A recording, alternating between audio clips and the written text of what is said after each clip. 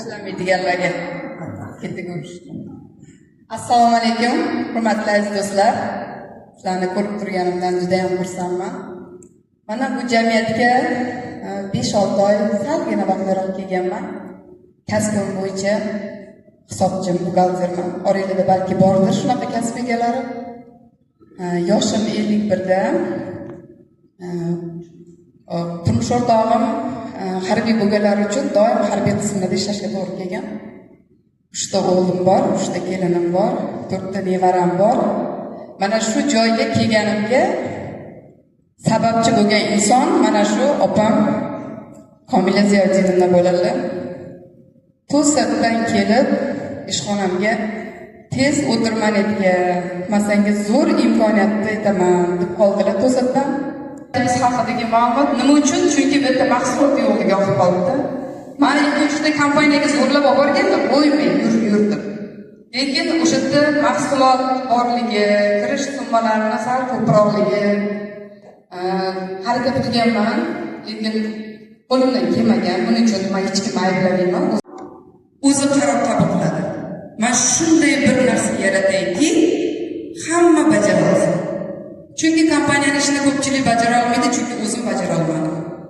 Lekin u shu narsani bilgani uchun 18 yoshdan tepa bo'lgan hamma bajara oladigan ish o'ylab topaman deb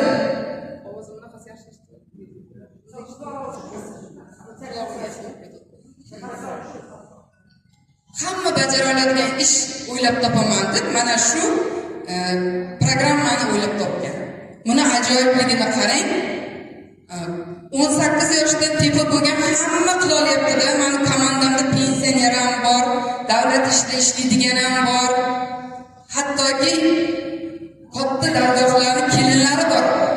3 ta 4 ta, mana 4 ta farzandi bor, muazzam ham bor men Qibray komandamda. 4 ta farzandi bor, 3 ta oilada kelin, katta dargohda katta kelin bo'ladi. Ana shu narsadan ortib ro'zg'ordan hatto telefonda 3-do'stlikka chiqdi mana shu qizimiz.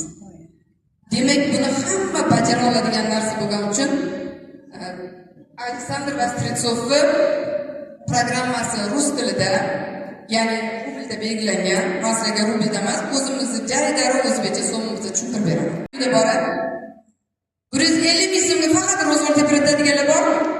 Afsuski unaqa emas. Biz shunaqa to'y qilamiz. Yo'q, puli yo'q deymizda, katta to'yxona qilamiz. Puli yo'q deymizda, bitta mashinani olib yurib olamiz.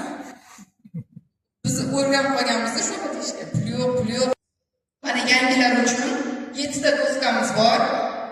Men bunda ko'rsatib tushuntiraman. Siz 150 ming so'm bor yo'g'iga sovg'a berasiz. Bor yo'g'i oylik byudjetingizdan ajratasiz. 150 ming so'm sovg'a berib, siz mana bunday chekkadagi darajali qatoriga, ya'ni sovg'a beruvchi qatoriga kelib turasiz. O'z joyingizga egallaysiz. Mana shu sovg'a beruvchi qatori to'lganda esa ajoyibligi, har do'stga to'lganida chekka qator kimdir sovg'a oluvchi bo'lyapti-da. Qanaqa chiroyli yaratilgan. Bir qadam oldinga o'tib qoldingiz. Mana bu joydan yana shu qator to'lganda siz yana bir qadam quruvchi pozitsiyasiga o'tib qoldingiz. Yana shu qatorimiz to'lganda esa siz finishga chiqdingiz. Demak, siz sovg'a oluvchisiz. Siz endi taqdirlanasiz degani. Sovg'a oluvchi esa mana bu 8 ta insondan o'z sovg'alarini oladi. Qanaqa ajoyib narsa. Hech qachon begona insondan sovg'a olmaganmizda. Doim tanishlardan olganmiz, tanishlarga berganmiz. Qarindosh urug', yor birodarga, lekin begona insonlarga bermaganmiz. Men o'z sovg'amni, birinchi sovg'amni mana shu komandamga berganman. Ular taklif qilganlaridan keyin men bir-ikki kun o'ylanib uyga kelib tavakkal qilib ko'ray. Kichkina pul ekan-ku, bir tavakkal qilishga arzirkan-ku dedimda, shartta telefon qilib, tez ber